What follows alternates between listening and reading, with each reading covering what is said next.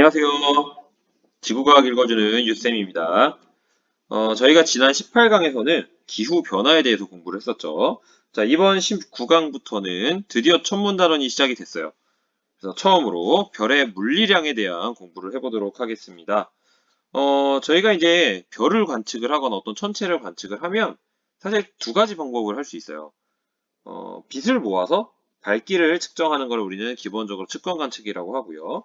반대로 빛을 모으지 않고 분산을 시킵니다. 그래서 스펙트럼을 얻기도 하는데 이거를 분광 관측이라고 해요. 그래서 이번 강의에서 보게 되는 다양한 별의 물리량들은요.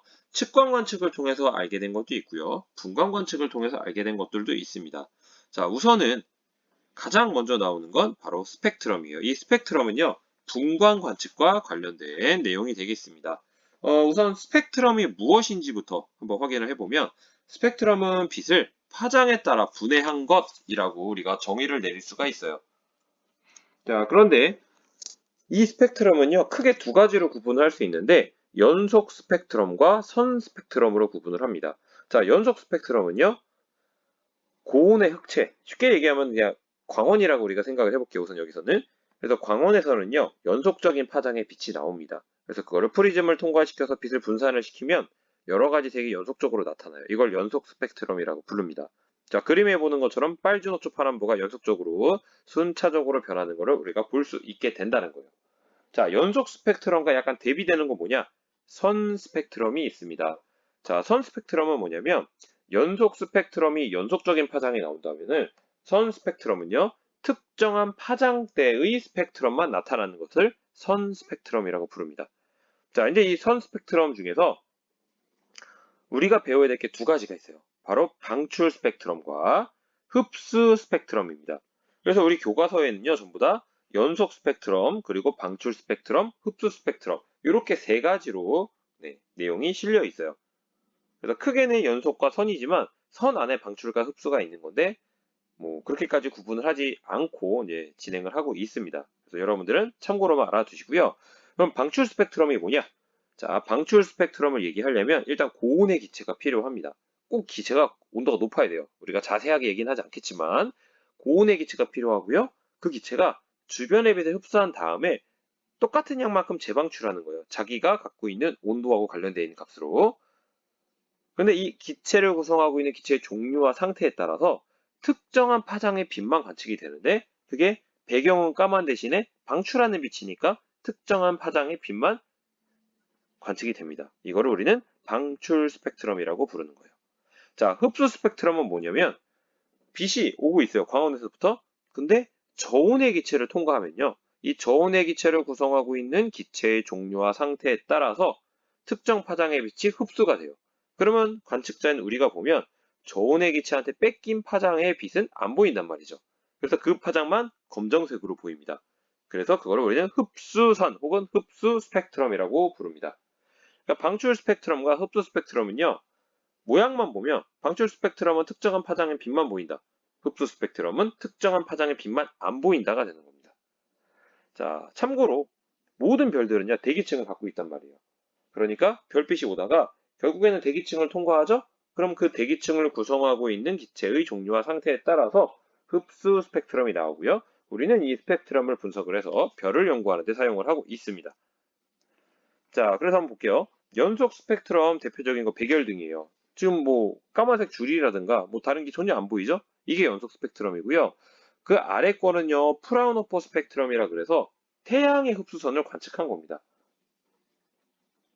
그래서 이렇게 다르게 보인다라는 거 한번 볼 수 있고요. 그 다음에 이 아래 거를 보시면요. 태양의 흡수 스펙트럼 똑같은 건데요. 이거는 이제 어느 출판사의 교재에 있는 그림을 갖고 왔어요.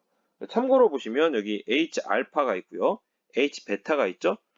파장이라고 하면 지금 H알파가 656 나노메타, H베타가 486 나노메타, 뭐 감마까지 하면은 감마는 434 나노메타 정도가 됩니다. 참고로 알아두시면 되고요. 뭐 꼭 이거를 외워야 될 이유는 없어요. 그래서 태양에는 이런 것들이 있다라는 거 정도 여기서 보고 넘어가겠습니다. 자, 그러면 이제 우리가 스펙트럼 상태로는 저기 왼쪽에 있는 그림처럼 보인다는 걸 아까 앞에서 봤죠. 그래서 위에가 검은색 줄, 흡수선이고요. 아래가 특정한 선만 밝다. 이게 방출선인데 이거는 이제 우리가 스펙트럼으로 본 거고요. 만약에 이게 그래프로 이렇게 주어질 때가 있단 말이에요. 그러면 흡수선은 어떻게 나오냐면요. 기본적으로 이렇게 보이지 않는 곳이 연결된 선으로 이렇게 생각을 하면 연속적으로 특정한 부분만 푹푹 들어갔죠. 근데 이게 세로치기 뭐냐면 인텐시티예요. 그냥 쉽게 얘기하면 밝기입니다. 밝기. 그러니까 밝기가 순간적으로 어떤 파장만 푹푹 들어간다는 거. 어둡다는 얘기예요. 그래서 이게 흡수 스펙트럼을 그래프로 표현을 한 겁니다. 자, 반대로 방출 스펙트럼은요. 배경이 까만데 특정 파장만 밝죠. 그러니까 인텐시티, 즉 밝기가 특정 파장에만 이렇게 튀는 거예요. 이런 게 바로 방출선이 되겠습니다. 그래서 어떤 식으로 뭐 그림이나 그래프가 주어진다고 하더라도 모양만 보면 이게 방출선인지 흡수선인지를 알 수 있다는 거예요. 자, 그 다음에 이제 우리가 조금 내용을 깊게 들어가기 위해서는 요거를 이제 참고로 조금 소개를 드리려고 하는 건데요. 수소 스펙트럼에 대해서 조금 알고 있으면 여러분이 이해를 하는데 좀 도움이 될 수 있어요. 어, 이 원자 구조가 나왔죠? 이 원자들이 더 에너지가 높은 바깥쪽 껍질로 갔다가 떨어지게 되죠. 들떴다가 내려오게 됩니다. 근데 어디에서 어디로 떨어지느냐에 따라서 그 에너지 준위 차이만큼 떨어질 때 빛이 방출될 때 빛의 파장이 달라지게 되겠죠. 그래서 뭐 N2나 2, 3, 4, 5 여러 가지 껍질에서 N1번으로 떨어질 때는요. 자외선 파장을 갖게 돼요. 그 다음에 N2로 떨어지면요. 가시광선 파장을 갖습니다. 그 다음에 N3으로 떨어지면 적외선 파장을 가져요. 보통 계산을 해보면. 근데 각각의 계열의 이름이 있죠. 자외선 영역은 라이먼 계열, 가시광선은 발머 계열, 적외선 영역은 파시엔 계열이에요. 사실 이 내용 자체는 네, 어디서 나와요? 화학에서 나오는 거죠. 네, 거기에 있는 내용들을 조금 설명을 드리는 겁니다. 자, 근데 여기서 우리는 다 필요 없어요. 뭐가 중요하냐? 자, 여기 발머 계열에 해당되는 가시광선 영역에만 우리는 관심이 있습니다. 왜냐하면 이 관측을 통해서 알아내는 거기 때문에 사실은 다른 파장도 우리가 관측을 하지만 좀 더 용이하게 우리가 볼 수 있는 거는 가시광선 영역이란 말이죠. 그래서 고등학교 때는 가시광선 영역 관측 말고는 다른 게 나오질 않아요. 그래서 우리는 발머 계열만 집중을 할 겁니다. 됐죠? 그래서 뭐 기본적인 거를 보시면 들뜨게 되면요 에너지를 흡수하니까 흡수선이 생기는 거고요. 대가를 앉을 때는 에너지를 방출해야 되니까 방출선이 생긴다. 이런 기본적인 개념을 갖고 계시면 되는 거고요. 자, 근데 이 발머 계열 이게 왜 중요하냐면요. 3에서 2로 떨어지는 거. 이거를 우리가 뭐라고 부르냐면요. 발머 알파라고 하지만 쉽게 얘기하면 수소 H 알파라고 보시면 되죠. 왜냐면 이게 수소 스펙트럼이니까. 그 다음에 3에서 2로 떨어진 게 이거다. 그러면 4에서 2로 떨어진 게 뭐냐? H 베타입니다. 5에서 2로 떨어진 게 H 감마. 그러니까 알파, 베타, 감마, 델타 뭐 이런 식으로 가는 것들이 몇 번에서 2번으로 떨어졌는지 그 차이를 갖고 얘기를 하는 거예요. 자, 그러니까 에너지는 누가 더 작다? H알파가 가장 작습니다. 그러니까 H알파의 파장이 가장 길어요. 그래서 여기 보시면 656 나노미터죠? H베타는 486. 색깔도 H베타부터는요, 대략 좀 파란색 계열입니다, 전부 다. 근데 H알파만 붉은색 계열을 띠고 있다. 요거는 이제 앞으로 천문단원에서 계속 나오는 내용이라서 좀 알고 있으면 편해서 미리 말씀을 드렸습니다. 자, 그러면 이제 우리가 본격적으로 진짜 여러분들이 반드시 알아야 되는 내용에 대해서 시작을 해보죠. 일단 스펙트럼에 대해서 얘기를 했기 때문에 스펙트럼을 통해서 알 수 있는 것들을 좀 더 얘기를 해볼게요. 예전에 20세기 초에 피커링이라는 사람이 있었고요. 이 사람이 연구를 해서 수소 흡수선의 세기를 여러 가지 별들의 데이터를 통해서 알게 된 거예요. 그래서 이 수소 흡수선의 세기에 따라서 여러 별들을 A형부터 P형까지 구분을 합니다. 그러니까 A형의 수소 흡수선의 세기가 가장 강한 거예요. 갈수록 수소 흡수선이 약해지는 그런 별이 되는 거죠. 자, 근데 처음에는 이제 수소 흡수선의 세기가 중요하다고 생각하고 이렇게 매겼는데 연구를 거듭을 해보니까 이게 수소 흡수선의 세기라는 게 사실은 이 천문학적 물리적으로 크게 의미가 없다는 걸 알았어요. 그래서 물리적인 의미를 부여하기 위해서 이 분광형 분류에 이 참여했던 캐넌이라는 사람이 있었는데 이 사람은 배열 순서를 바꿨어요. 어떻게? 별의 표면 온도 순으로 바꿨습니다. 그래야지만 물리적인 의미가 있다는 걸 이 사람이 발견을 한 거예요. 그래서 여기 보시는 것처럼 O형, B형, A형, F형, G형, K형, M형 이런 식으로 구분을 합니다. 뭐 인터넷 찾아보면 이 7개를 외우는 뭐 여러 가지 뭐 방법들이 나와 있어요. 그래서 외우는 건 여러분들한테 맡기겠습니다. 뭐 중학생들도 아니고 여러분들이 충분히 할 수 있기 때문에 여러분들한테 맡길게요. 근데 중요한 건 뭐다? 표면 온도 순으로 배열을 했다는 거예요. 그리고 여기 있는 알파벳은요. 왜 순서가 뒤죽박죽이냐면 이미 20세기 초에 피커링이 매겼던 그 방법에 따라서 어떤 별은 무슨 형이다 이거를 계속 써왔던 거죠.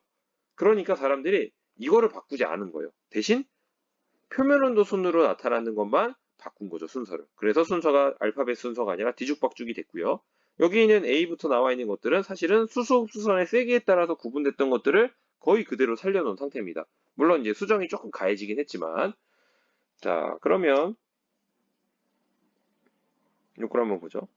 자, O형부터 M형까지의 스펙트럼 모습이 나타나 있어요. 자, 그러면 이제 여기서 가장 먼저 선택할 건 뭐냐면 스펙트럼 선이 어디서 가장 세겠어요? 네, 앞에서 이미 얘기했죠. 그 방법 그대로 쓴다 그랬죠? 알파벳 기호는 A형이 수소 흡수선이 가장 강하게 나와야 합니다. 물론 이때 이제 수소 흡수선이 세다는 건 H 알파만 강한 게 아니라 H 알파, H 베타, H 감마 등등 여러 가지 선들이 있단 말이죠. 그래서 그런 것까지 반영을 했다고 보시면 되겠고요. 일단 확실한 건 A형에서 수소 흡수선의 세기가 가장 강해야 한다는 거예요. 자, 그 다음에 두 번째, 이 표면 온도를 보시면요. 이 분광형하고 표면 온도를 구분을 해볼게요. O형이 표면 온도가 높은 별이고요. M형이 표면 온도가 낮은 별입니다. 그럼 여러분들이 기억할 거는요. 아, O형이 3만 K보다 크다. 네, 필요 없어요. 여러분들이 일일이 각각의 분광형이 온도의 범위가 얼마다라는 것을 기억할 필요는 사실은 없습니다. 무의미해요. 왜냐하면 이 값은 굉장히 대략적인 값이지 아주 절대적으로 뭐 계산이 해서 될 수 있는 값이 아니기 때문에 참고로만 아시면 되고요. 중요한 건 뭐다? 아, 분광형 순서가 O형부터 M형까지 있는데 앞에 있는 O형의 표면 온도가 더 높다. 이게 중요한 얘기입니다. 자, 그 다음에 연속해서 색깔을 같이 보면요. 파란색부터 붉은색까지 O형은 파란색, 뭐 F형은 황백색, M형은 붉은색. 네, 필요 없어요. 마찬가지로 경향만 알고 있어도 충분합니다. 그러니까 O형과 B형은요. 온도가 높단 말이에요. 표면 온도가 높으면요. 얘가 파란색 빛을 띠게 됩니다. 반면에 K형과 M형은 온도가 낮아요. 표면 온도가 낮으면요. 붉은색 빛을 띠게 되는 거죠. 자, 그리고 여기에다가 이제 추가할 게 뭐냐면 대표적인 별들인데 사실은 이 대표적인 별들도 여러분들이 꼭 알아야 되는 건 아닌데 딱 하나만 알면 되죠. 누구요? 태양이에요. 자, 태양은 무슨형이다? G형입니다. 이거는 워낙 많이 나오기 때문에 태양의 표면 온도는 5800K, 근사에서 약 6000K고요. G형이다. 이거는 네, 여러분 외워두시는 게 여러모로 편리합니다. 그리고 이제 그 다음에 더 많이 나오는 게 시리우스하고 베개가 조금 나와요. 근데 얘네들이 A형이다 정도까지만 알아도 나중에 써먹을 때가 많을 겁니다. 나머지들은 그냥 참고로만 보시면 충분해요. 자, 그러면 우리가 이제 근본적인 걸 생각해보죠. 왜 분광형에 따라서 스펙트럼은 다르게 나타날까? 자, 앞에 보시면 다시 보시면 이렇게 다르죠? O형부터 M형까지. 왜 다를까? 자, 우선 간단하게 얘기하면요. 이렇게 들어갑니다. 별의 온도와 구성 원소가 다르기 때문이에요. 그러면 뭐가 달라지느냐? 흡수성의 파장과 개수가 달라집니다. 자, 보세요. 별의 온도가 다르면요. 구성 원소가 만약에 같다고 하더라도 들뜬 상태가 달라질 수 있고요. 이온화된 정도의 영향을 줘서 결국 그 영향이 흡수선의 위치나 개수에 영향을 줍니다. 이게 왜 그러냐면 이 스펙트럼에 나타나는 선은요. 이게 파장이란 말이에요. 그러니까 만약에 얘가 같은 원소예요. 같은 원소라고 하더라도 얘가 중성 상태인지 이온 상태인지 따라서 전혀 다른 파장값을 갖습니다. 그러니까 얘네들이 이온화되어 있는지 아닌지에 따라서 하나가 이온화되어 있고 하나가 이온화되어 있지 않다면 두 녀석이 원소교와 같은 물질이라고 하더라도 얘네들은 사실상 다른 것과 똑같아요. 그러니까 별의 온도 자체가 들뜸과 이온 상태에 영향을 주기 때문에 결국 흡수선의 위치나 개수에 영향을 줄 수밖에 없습니다. 그 다음에 군성 원소가 다르나요? 구성 원소가 다르면 너무 당연한 거죠. 스펙트럼, 개수나 위치 당연히 영향을 주고요. 그래서 결국 중요한 말이 뭐다? 거꾸로 스펙트럼을 관측을 해서 분석을 하면 뭘 할 수 있냐면 별의 표면 온도를 추정할 수 있습니다. 그래서 실제로 우리가 알고 있는 별의 표면 온도는요. 이런 방식으로 추정을 한 거예요. 우리가 직접 가서 온도 잴 수 없잖아요. 그죠? 자, 그리고 이제 분광형을 우리가 O형부터 M형까지 있다는 걸 봤는데 이제는 어떻게 쓰냐면 숫자를 덧붙입니다. 그냥 단순히 O형에서 M형까지 이렇게 하니까 몇 개, 7개로밖에 구분이 안 되잖아요. 그러니까 좀 더 구분하고 싶은 거예요. 그래서 이제는 분광형 그 알파벳 기호에다가 숫자를 붙이는데요. 0부터 9까지 넣습니다. 그래서 총 10단계를 한 번 더 구분을 하는 거죠. 그러니까 70개로 구분한 거예요, 사실은. 이 0하고 9의 의미는요. 고온이 0이고요. 저온으로 갈수록 9입니다. 자, 그래서 그렇게 알고 계시면 되겠어요. 그러면 태양은 어떻게 된다? 5800K 정도 되는데 분광형이 G2입니다. G2. 자, 그러면 이제 이 그림을 보면 조금 이해가 되시겠죠? 자, 위에 보시면 분광형이 나와 있고요. 아래에 온도가 나와 있고요. 중간에 보시면 이온들, 물론 이온이 아닌 애들도 있지만 이런 원소 기호들이 적혀 있습니다. 일단 한번 구분을 좀 해보죠. 원소 기호를 잘 보시면요. 이게 옆에 로마 숫자들이 적혀 있는데 1인 녀석이 있고 2인 게 있고 3이 있어요. 이거 사실은 이제 화학에서는 되게 싫어할 수도 있는데 이 천문학에서는 이렇게 표시를 하거든요. 이 로마 숫자 1은 뭘 뜻하냐면 중성 상태를 뜻합니다. 그러니까 헬륨1이다. 여기 제가 동그라미 치면 헬륨1이다. 이거 중성 상태 헬륨을 얘기하는 거예요. 근데 옆에 헬륨2가 있죠. 이거 뭐예요? 1가의 플러스 1가의 이온화 상태를 얘기하는 겁니다. 전자를 하나 잃어버렸다는 거예요. 자, 그 다음에 여기 보면 Si3가 있죠. 이거 뭐냐면 중성 상태의 규소에서 전자를 2개 잃어버렸다. 즉 플러스 2가라는 얘기입니다.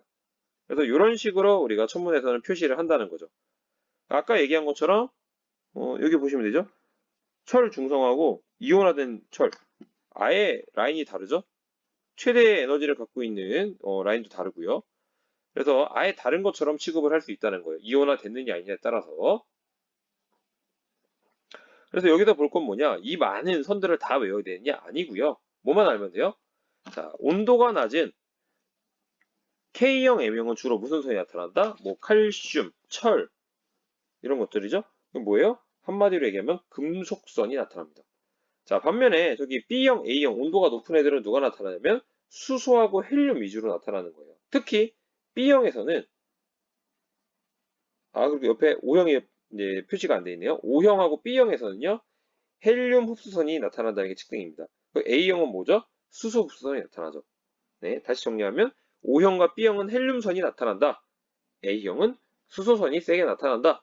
그 다음에 K형과 M형과 같이 온도가 낮은 애들은 금속선이 나타난다. 이 정도로만 알아도 충분합니다. 다만 이제 세부적인 해석은 이런 그래프가 주어질 거고요. 그래프를 보고 해석하면 되기 때문에 이건 외울 게 아니죠. 근데 그래프 없이 할 때는 제가 방금 설명했던 그 정도 경향만 기억을 해도 충분합니다. 자, 그러면 이제 이렇게 보죠. 별에 가장 많이 나타나는 원소가, 존재하는 원소가 수소잖아요.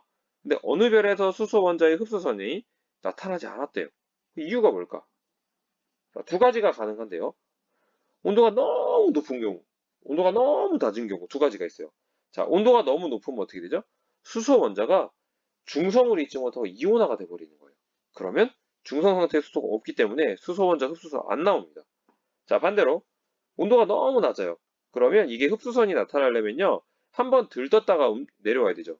그래야 에너지준이 차이가 있기 때문에 그 차이만큼의 파장이 나오는 거잖아요. 그래서 온도가 너무 낮으면요. 수소 원자 자체가 들뜨지를 않는 거예요. 그러니까 자외선 뭐 이런 것들 햇빛이 약한 경우 그런 경우에 나타나지 않는다. 그러니까 이제 별에는 모든 별에는 수소가 제일 많지만 A형에 해당되는 별들만 수소선이 세게 나오는 거고요. 지나치게 온도가 높거나 온도가 낮은 별들은 수소선이 갈수록 약화된다라는 겁니다. 보시면 여기가 피크지만 여기로 내려갈수록 점점점 수소선이 약해지는 거 보이시죠? 자, 그럼 여기까지가 이제 분광형에 대한 얘기를 했고요. 자, 흑체 복사 법칙에 대해서 한번 얘기해 보죠. 자, 흑체라고 하는 거는요. 입사된 모든 에너지를 반사하지 않아요. 100% 완벽하게 흡수하는 그리고 동일한 에너지만큼을 여기 오타가 났네. 보사 에너지가 아니고 복사 에너지죠. 복사 에너지로 반출하는 이상적인 물체입니다. 다시 에너지를 모두 흡수해요. 100% 흡수 그리고 그거만큼 다시 복사 에너지를 방출하는 물체 이상적인 물체고요. 이걸 우리는 흑체라고 합니다. 실제로 별은 이 완벽한 흑체는 아니에요. 그런데 흑체에 상당히 가깝습니다.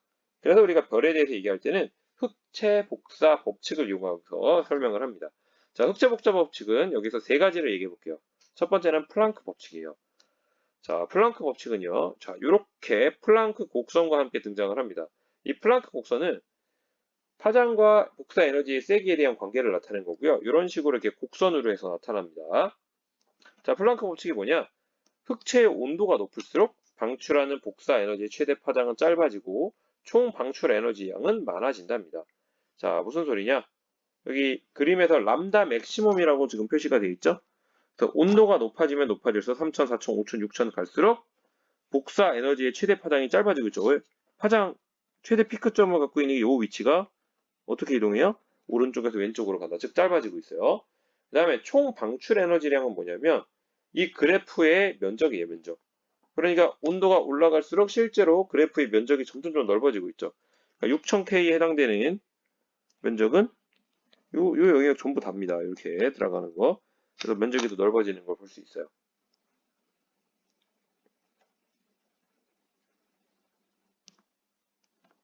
자, 그 다음에 이제 두 번째 법칙은 빈의 변이 법칙이에요.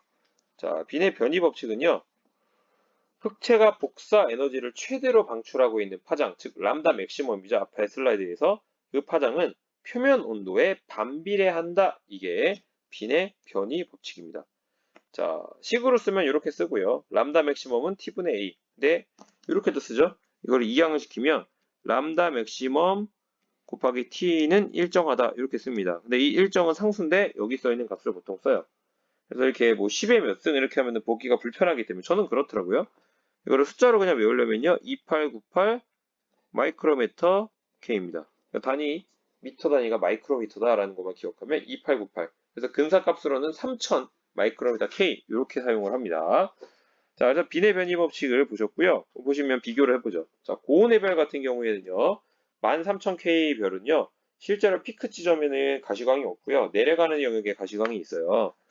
그러니까 온도가 높으면 최대 에너지를 내는 파장이 이렇게 짧죠. 200이 조금 넘네요. 근데 온도가 낮으면 최대 에너지를 내는 파장 여기 좀 찾기 힘든데 뭐 한 대충 이 정도 되겠죠? 600에서 800 사이입니다. 그러니까 훨씬 길다는 거를 우리가 알 수 있다는 거죠. 식으로 봐도 확인하고요. 그 다음에 슈테판 볼츠만 법칙이 나왔어요.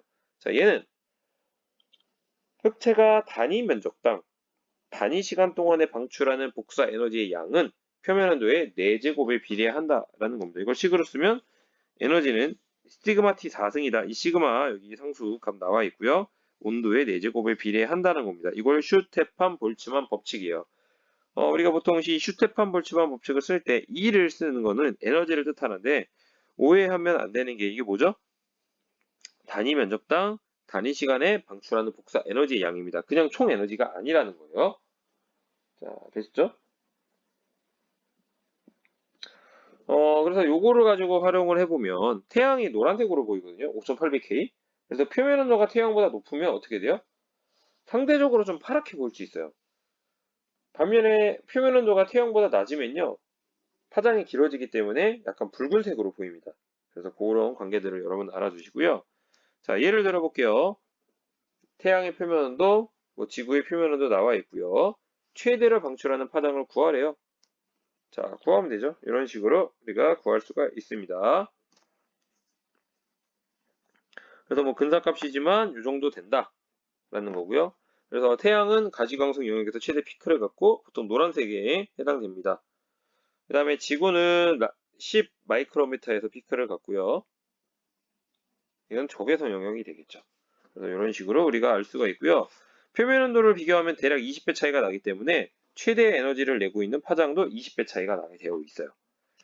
자, 그 다음에 이제 측광과 관련된 물리량을 조금 볼게요. 자, 우선 광도하고 플럭스라는 게 있습니다. 이거는 좀 밝기인데 밝기를 광도와 플럭스로 나누는 이유가 있어요. 일단 정의부터 볼게요. 광도는 별에서 방출되는 에너지고요. 단위 시간당 방출되는 총 에너지입니다. 반면에 플럭스는요. 관측자가 받는 별의 에너지예요. 그러니까 광도는 별이 방출하고 있는 별에서 나오는 에너지고요. 플럭스는 관측자가 그 에너지를 받았을 때 얼마나 에너지를 갖고 있느냐를 받는, 즉 관측자 입장에서의 에너지입니다. 그래서 플럭스는 단위 시간당뿐 아니라 단위 면적에 입사되는 에너지예요. 그래서 광도는 단위를 와트를 쓰고요. 플럭스는 와트 퍼 제곱미터 이런 식으로 단위를 쓸 수가 있겠습니다. 자, 그러면 이걸 어떻게 구하느냐? 자, 이런 식으로 구합니다. 자, 우리가 슈테판 볼츠만 법칙에 의하면 어떻게 되죠? 단위 면적당 단위 시간당 에너지의 양은 시그마 t 4승이었어요. 요거. 이게 슈테판 볼츠만 법칙이죠? 그러니까 거기에다가 뭘 곱해요? 별의 건널비. 그러니까 단면적이죠? 단면적을 곱해요. 그러면 거기에 따라서 결국 모든 방향에 대한 것들이 나오니까 총 광도가 되는 거죠. 그러니까 다시 말하면은 슈테판 볼츠만 법칙은 단위 시간당 단위 면적당 에너지잖아요. 근데 여기다가 단위 면적으로 곱했으니까 광도는 뭐예요? 단위 시간당 방출되는 총 에너지가 되는 겁니다. 그래서 와트인데 다른 걸로 하면 줄 퍼 세컨드 뭐 이런 식으로 되겠죠? 자, 그럼 플럭스는 뭐냐? 단위 시간당 단위 면적에 입사되는 에너지예요. 그래서 우리가 식으로 쓰면 보통 이렇게 많이 쓰죠. 자, 위에 있는 광도거든요. 그러니까 별에서 이만큼 에너지가 나왔다는 거죠. 근데 얘네가 내가 관찰하는 지점까지 오게 되면요. 이게 모든 방향으로 빛을 뿜어내잖아요. 그러니까 결국 별까지의 거리의 제곱에 반비례한데 모든 방향으로 나가니까 9의 단면적이에요. 그래서 4파이 d 제곱만큼 나누게 됩니다. 그러면 아까 광도가 단위 시간당 방출되는 총 에너지인데 여기 단위 면적당으로 또 나눴으니까 단위 시간당 단위 면적에 입사되는 에너지. 이게 이제 플럭스가 되는 겁니다. 자, 그래서 광도는 어떻게 해요? 약간 절대적인 값이에요. 별 자체가 바뀌지 않는 한 값이 변하지 않겠죠. 근데 플럭스는 어때요? 별 자체가 똑같아도 결국 단위 시간당 단위 면적에 입사되는 에너지는요. 여기 보시면 요거에 관련되어 있죠. 별까지의 거리가 변하면 값이 변화하게 되어 있어요. 자, 그러면 이제 이런 밝기들을 우리가 나타내고 싶은데 이 광도하고 플럭스는 문제가 뭐냐면 값이 되게 숫자가 복잡합니다. 태양의 광도만 하더라도 10의 26승이거든요. 언제 그거 다 일일이 표시해갖고 나타내겠어요. 그래서 과학자들이 연구를 하다가 이런 방법을 쓰기로 했어요. 바로 등급을 도입했습니다. 자, 등급도 마찬가지로 겉보기 등급과 절대 등급이 있어요. 그러니까 겉보기 등급은 뭐 완전히 같지는 않지만 고등학교 때 수준으로는 그냥 편하게 실시 등급이라고 해도 되겠고요. 관측했을 때 측정하는 등급입니다. 그러니까 관측했을 때 저 별이 얼마만큼의 밝기로 보여. 이게 겉보기 등급이에요. 플럭스랑 관련돼 있어요. 관찰자 중심입니다. 자, 절대 등급은요. 약속되어 있는데 우리가 절대적인 별의 그 등급을 사실은 못 재요. 우리가 어떻게 별 앞에까지 가고 등급을 재요. 그래서 우리가 절대 등급은 어떻게 정의하냐면 모든 별들의 거리가 다른데 그 거리를 똑같이 만들고 하면 이건 절대적인 밝기 비교한 것하고 똑같다라고 간주를 하기 시작합니다. 그래서 약속을 했어요. 별이 10파섹 거리에 있을 때 겉보기 등급을 우리는 절대 등급이라고 부릅니다. 그래서 얘는 광도하고 관련이 있어요. 자, 그런데 이제 정의가 이런 거고요. 과거에 히파르코스는요, 이런 행동을 했어요. 아주 옛날 사람이냐, 기원전에 있던 사람. 가장 밝은 별을 1등성으로 매기고요. 자기가 눈으로 봤을 때 가장 어두운 별을 6등성으로 했어요. 그래서 숫자가 작은 게 밝은 별이고 숫자가 큰 게 어두운 별로 정의를 한 거죠. 근데 이 사람이 정말 개인적으로 볼 때 굉장히 놀랍다고 생각되는 게 나중에 기술이 발달해서 이걸 관측한 다음에 봤더니 1등성, 이게 6등성보다 밝기가 100배 밝다는 게 나온 결과가 된 거예요. 그러니까 그걸 알았죠? 그러니까 이제 사람들이 이거를 수치화 시켜가지고 쓸 수 있겠다라는 생각을 하게 된 겁니다. 그래서 요거를 식으로 쓰면요. 5등급 차이가 나니까 x의 5제곱은 100배. 그러니까 이거를 x는 100의 5분의 1승이고요. 이걸 근사시키면 2.512배입니다. 그래서 1등급에 2.5배 정도 차이 난다. 보통 이런 식으로 얘기를 해요. 그러니까 2.5등급 차이에는 몇 배 차이가 나요? 100배 차이가 나는 겁니다. 왜? 1등성과 6등성은요, 5등급 차이 나잖아요. 5등급 차이 날 때 100배니까 2.5등급 차이 나면 절반에 해당되는 10의 제곱이 아니라 뭐 10의 1승 뭐 이런 식으로 된다고 보시면 됩니다. 이게 지수로 들어가기 때문에 그렇습니다. 그래서 2.5등급 차이 10배, 5등급 차이에 100배, 1등급 차이는 약 2.5배 정도가 됩니다. 그래서 요거는 알아두셔야 나중에 여러 가지로 편리합니다. 뭐 몇 등급 차이에 몇 배밖에 차이 나는지. 근데 뭐 3등급, 4등급 차이 이런 것들은 결국 계산을 해야 되기 때문에 지수로 거의 잘 물어보진 않아요. 그래서 보통 나오는 게 100배. 그러니까 5등급 차이 날 때, 2.5등급 차이 날 때, 1등급 차이 날 때 나오기 때문에 이렇게 몇 배인지를 알아두시면 나중에 편리하게 사용할 수가 있겠습니다. 자, 그러면 이렇게 계산 한번 해볼게요. 어떤 별의 절대 등급이 7.3등급이래요. 그럼 광도를 구해보죠. 자, 이때 태양의 절대 등급이 4.8등급, 광도는 이렇게 주어져 있습니다. 그러면 이제 계산해보면 되죠? 자, 어떻게 계산해요? 자, 어떤 별의 절대 등급과 태양의 절대 등급이 2.5등급 차이 나요. 그러니까 태양보다 별의 절대 등급이 2.5등급 크죠? 그러니까 2.5등급의 몇 배 차이? 10배 차이라 그랬죠. 그러니까 태양 광도보다 10배 어두워야 된다는 거죠. 그러니까 3.84 곱하기 10의 25승 와트가 된 겁니다. 그러니까 이 태양의 값들을 알고 있으면 손쉽게 다른 별들의 어떤 물리량들을 계산할 수 있다는 겁니다. 자, 그러면 이제 아까 계속 얘기했던 1등성이 6등성보다 밝기가 100배 밝다. 이 사실을 이용해서 일반화된 관계식을 이용을 하고 싶어요. 해야겠다는 거죠. 자, 어떻게 해요? 네, 하면 되죠. 어떻게? 이렇게 하면 되겠습니다. 봐라. 네. L이 바로 밝기고요. 그러니까 밝기의 B는 결국 100의 5분의 1의 M2 빼기 M1입니다. 자, 무슨 말이냐? 이 M이 등급이거든요, 등급. 자, 보세요. 왜 이렇게 식이 나오냐면은, 아까 뭐라고 했어? 5등급 차이에 100배 차이 난다고 그랬죠. 자, 그러니까 여기에서 5등급 차이가 나면 M2 빼기 M1이 5죠. 그러니까 5분의 1에다 5 곱하면 1이잖아요. 그러니까 100이죠. 맞죠? 히파르코스가 관측했던, 그래서 그렇게 나와서 결론을 나중에 측정해봤더니 5등급 차이가 100배 밝다라는 걸 그냥 이용한 거예요. 그래서 이렇게 우리가 식을 쓸 수가 있고요. 그러면 조금 쉽게 쓰기 위해서 변형을 하면요. 10의 제곱이 100이니까 이렇게 10의 5분의 2승 뭐 이렇게 들어갑니다. 자, 이때 여러분들이 이제 수학 시간에 배웠던 걸 써먹어야 되는데 양변에 로그를 취해요. 혹시 이제 학교에서 아직 로그를 안 배웠을 수도 있어요. 그러면 그거는 한번 수학 시간을 이용해서 다시 한번 공부를 한 다음에 오시면 될 것 같고요. 제가 그냥 간단하게 얘기를 하면은 뭐 로그 A가 X다. 이렇게 하면 우리가 지수하고 관계는 10의 X는 A, 10의 X승은 A다. 이렇게 서로 관계가 있다는 정도만 여기서 얘기하고 넘어갈게요. 자, 그렇기 때문에 양변에 로그를 취하면 어떤 일이 생기느냐? 이렇게 됩니다. 좌변은 로그가 붙었고요. 우변은 사실 로그를 붙이면 어떻게 되냐면 로그 10의 지수로 5분의 2의 M2 빼기 M1인데 자, 이런 경우에 어떻게 해요? 로그에서 여기 10의 지수에 붙은 애들은 어떻게 하죠? 요 앞으로 내려오는 성질이 있습니다.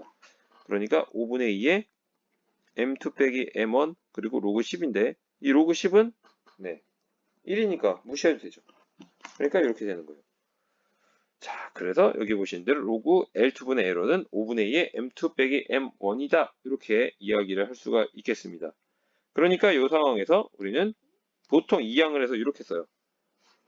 5분의 1을 절로 옮기면 2분의 5가 돼서 2.5가 되죠. 그래서 M2 빼기 M1은 2.5 곱하기 로그 L2분의 L1이다. 이런 식으로 하게 되는데 이거를 우리는 포그슨 방정식이라고 부릅니다. 자, 여기서 포그슨 방정식은요. 여러분들 사실은 G1에서는 거의 쓸 일이 없어요. 이 계산을 안 시킨단 말이에요. 근데 왜 하느냐? 근데 이걸 알면은 계산이 되게 편해요. 그러니까 포그슨 방정식을 이용해서 계산을 시키지는 않지만 이걸 알면은 계산이 훨씬 편하기 때문에 여러분들이 알고 있으면 좋습니다.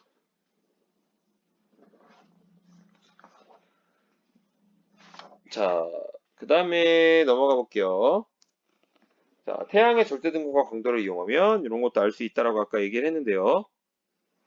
자, 아까 그 식에서 기호를 바꿔서 써볼게요. 이렇게 태양과 관련된 걸로. 그러면 이런 식의 식이 나오겠죠. 그래서 연습을 해보죠. 자, 어떤 별의 절대등급이 7.3이에요. 그 별의 광도를 포그슨의 방정식을 이용해서 구하래요. 한번 해보겠습니다. 이게 이제 실제 계산하는 것들이 네, 지금 교육과정상에서 빠지긴 했는데 네, 알고 있으면 훨씬 더 편해요. 그래서 한번 해보는 겁니다. 자, 어떤 별의 절대등급이 뭐 이렇게 있다. 그럼 식대로 한번 써볼게요. 자, 7.3등급에서 태양의 절대등급 빼줬고요. 2.5에다가 로그 L분의 네, L 태양이잖아요. 그럼 이렇게 구했어요. 자, 그러면 이제 이렇게 한번 해보죠. 정리를 합니다. 자, 요게 이제 2.5잖아요. 그러니까 요게 이항을 하면 2.5분의 2.5고요. 남는 거는 이런 식으로 들어가겠죠.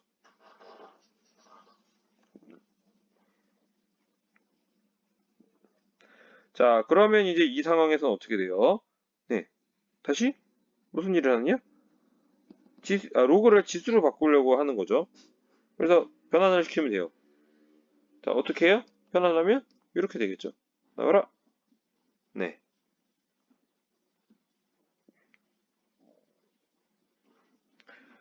자, 그러면 계산하면 이런 식으로 값이 나오게 됩니다. 자, 이거 뭐 어려운 거 아니죠? 여러분들이 꼭 한번 해 보셔야 할 겁니다. 자, 그 다음에 이제 색지수라는 게 나와요. 색지수도 마찬가지로 G2에서 나오는 개념이긴 한데요. 우리가 G2에서 이거를 배우기보다 나중에 우리가 HR도를 배울 건데 HR도에서는 사실은 가로축에 색지수가 들어갈 수 있어요. 또 교과서에는 이게 빠져있긴 하지만 이걸 알아두면 훨씬 더 그 별에 대해서 공부할 때 더 풍성하게 잘 공부할 수 있기 때문에 제가 갖고 왔습니다. 자, 색지수는 B 빼기 V라고 써 있는데요. 유효 파장에서의 등급 차이예요. 그러니까 B 필터 혹은 V 필터. B는요 블루고요. V는 비지블인데 그게 노란색 필터 파장이에요. 거기에 해당되는 약간 뭐 필터를 끼고 관측을 한다는 의미죠. 그래서 두 유효 파장에서의 등급의 차이가 바로 색지수고요. 여기서 우리는 B 빼기 V만 배우지만 사실은 U, B, V, R, I이기 때문에 B 빼기 V도 있고요. V 빼기 R도 있고 R 빼기 I, U 빼기 B도 있습니다. 이게 두 칸 띄워가지고 U 빼기 V 이런 식으로 구하진 않아요. 그래서 이 색지수를 볼 건데 이 색지수를 통해서 우리가 알 수 있는 건 뭐냐면 표면 온도를 예상할 수 있어요. 자, 표면 온도가 높은 별은 색지수가 음수입니다. 그리고 표면 온도가 낮은 별은 색지수가 플러스 값이에요. 근데 이렇게만 보면 좀 어폐가 있고요. 높은 별, 낮은 별 기준이 어디예요? 자, 비준이 어디냐? 바로 배가입니다. 배가. 얘가 기준이에요. 얘가. 그래서 배가를 기준으로 표면 온도 만 K를 기준으로 만약에 표면 온도가 높다, 즉 만 K보다 높은 별은요 색지수가 0이 되고 마이너스가 되고요. 표면 온도가 낮은 별은 색지수가 플러스가 됩니다. 자, 이유가 뭐냐면 배가의 표면 온도가 만 K인데 그때 색지수가 0이 되도록 네, 각각의 필터에 파장을 다 맞춰놨어요. 그러니까 표면 온도가 만 K보다 높으면 색지수가 줄어들게 되어 있습니다. 자, 왜 줄어드느냐? 이 그림 보면 알 수 있죠? 자, 고온별은요, B 빼기 V가 어떻게 돼요? B 빼기 V 하면요, 이게 지금 어차피 등급이니까 B 빼기 V 했더니 대략 마이너스 0.6이라 치고 빼기 마이너스 0.2죠. 그러니까 마이너스 0.4네요. 그죠? 자, 그 다음에 또 뭐를 해볼까요? 네, 이거 해볼까요? B별 해볼게요. B별. 자, 이게 A고요. 별 B. 별 B는 어떻게 돼요? B 빼기 V를 하고 싶어요. 그랬더니 지금 애매하지만 대략적인 값으로 해보겠습니다. 얘가 0.6하고 0.4라고 해보죠. B 빼기, 아이고, 넘어갔습니다. B 빼기 V는 0.6 빼기 0.4죠. 계산하면요, 0.2예요. 즉, 온도가 높은 애가 어떻게 된다? 색지수가 음수가 된다. 요거를 우리가 알 수 있습니다. 그러니까 같은 표면 온도가 만 K가 넘는 두 별이든 작은 별이든 그리고 비교해보면 색지수의 크기가 클수록 결국 결론이 뭐다? 표면 온도가 작은 별이다. 이렇게 우리가 판단할 수 있다는 겁니다. 여러분 그거만 조심하시면 되고요. 자, 그 다음에 연주시차. 이거 거리에 대한 얘기인데 얘는 왜 집어넣냐면 사실 거리에 대한 아주 세부적인 내용은 지구과학 2에 나와요. 하지만 지구과학 2에서는요. 이 연주시차에 대해서는 또 하질 않습니다. 왜냐하면 이 연주시차를 우리가 중3 때 나와요. 여러분 중3 때 이거 제대로 생각하셨나요? 네, 기억이 안 날 수 있기 때문에 확인해 보겠습니다. 자, 연주시차는요.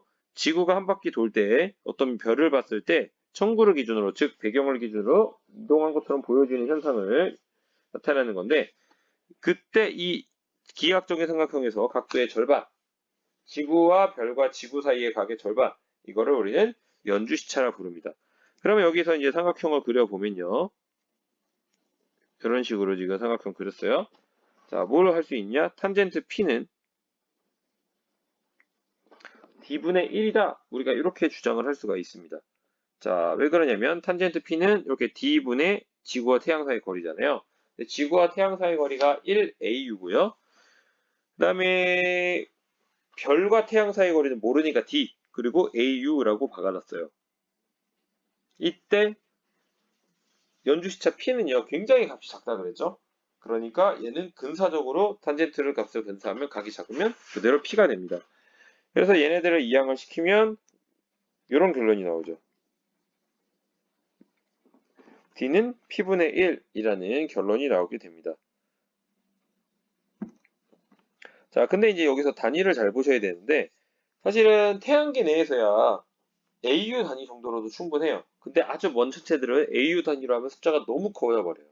그래서 새롭게 단위를 정의를 했는데 이름하여 파색입니다. 파색. 자, 파색은 어떻게 정리를 하냐면 이런 식으로 들어갑니다. 달라진 점이 뭐가 있죠? 자, 색깔을 바꿔볼게요. 달라진 점은 여기 P의 단위가 라디안에서 초로 바뀌었다는 거예요. 자, 그래서 이 관계를 좀 확인해 보면요. 1파섹은 206265AU입니다. 3.26 광년이고요. 광년은 빛이 1년 동안 간 거리죠. 3.26 광년. 실제로 계산해 보면 3.084 곱하기 10의 13km. 요게 이제 1파섹이 됩니다. 자, 근데 여기서 궁금한 게 여러분들이 많이 질문하시는 게 이 숫자 뭐냐는 거예요. 206265 뭐냐? 자, 이거는 1라디안과 1초의 차이입니다. 자, 1라디안 1라디안은 어떻게 구해요? 파이분의 180이죠. 파이분의 180인데 이걸 단위를 바꾸기 위해서 결국 1도는 3600초다. 60분이니까 60분 곱하면요. 3600이죠. 그래서 이걸 계산하면요. 네, 지금 근사적으로 여러분 계산해 보세요. 206, 2655 정도가 나옵니다. 그래서 이 값을 이용해서 나타낸 거예요. 그래서 1파섹과 AU의 이 숫자 크기 차이는 결국 뭐다? 라디안과 초의 차이입니다. 그거랑 똑같아요. 자, 그 다음에 이제 거의 끝나갑니다. 많이 늦어졌는데. 자, 거리와 밝기를 비교를 해보면 곱보기 등급이 같은 두 별이 있고요. 관측 결과 별 A의 연주 시차가 0.1 초래요. 그리고 몇 파섹이죠? 10파섹입니다. 역수. 그러니까 별 거리가 100파섹. 즉, 거리가 별 B가 10배가 넓어요. 멀어요. 그러니까 우리가 계산을 해보면 광도는 어떻게 되느냐? 별의 플럭스는 거리의 제곱에 반비례하기 때문에 두 별의 곱보기 등급은 일단 같아요. 그런데 거리가 더 밝다. 거리가 더 A가 더 가깝다라는 거잖아요. 그러므로 B가 100배 더 밝은 별이다 라고 할 수가 있는 겁니다. 그죠? 10배가 더 먼데 밝기가 똑같이 보여진다. 그 말은 결국에는 100배 더 밝은 별이다 라고 우리가 결론 내릴 수 있습니다. 자, 그 다음에 이제 크기를 측정하는 거는 더 어려운데요. 별의 크기에 비해서 엄청 큰데도 불구하고 지구에서 엄청 멀리 있으니까 항상 점광원으로 보여요. 태양계 있는 애들 아니고서는. 그러니까 직접 크기를 측정하는 것은 불가능합니다.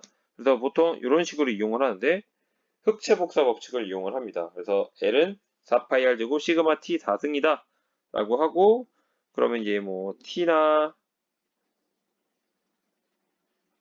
L을 알게 되면은 R을 계산할 수 있게 되는 거죠. 그래서 뭐 다른 걸 통해서 별의 강도를 측정을 하고 얘의 표면들을 안다면 이런 식을 통해서 반지름의 크기를 추정합니다. 실제로 최근까지도 이런 식으로 처음 발견한 별에 대해서는 크기를 측정하고 있었어요. 그래서 이거 참고로 알아두시기 바랍니다. 자, 표면 온도가 태양과 같은 별 A의 광도가 태양의 100배예요. 그러면 어떻게 돼요? 표면 온도 같으니까 결국에는 반지름이 10배가 되는 거죠. 자, 이거 뭐 위에 있는 흑체 복사 법칙을 계속해서 이용하면 됩니다. 자, 표면 온도가 태양과 같은 별 A의 광도가 태양의 100배다. 별 A의 반지름은 태양의 몇 배인가? 네. 표면 온도가 같으니까 광도가 100배 차이 나려면 결국에는 반지름이 10배 커져야 되죠.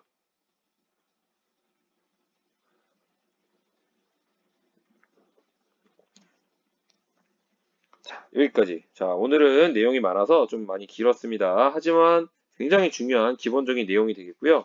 별의 물리량에 대해서 알고 계셔야지 우리가 천문 단원에 대해서 이야기할 때 여러 설명들을 여러분들이 좀 이해하기가 좀 편하실 겁니다.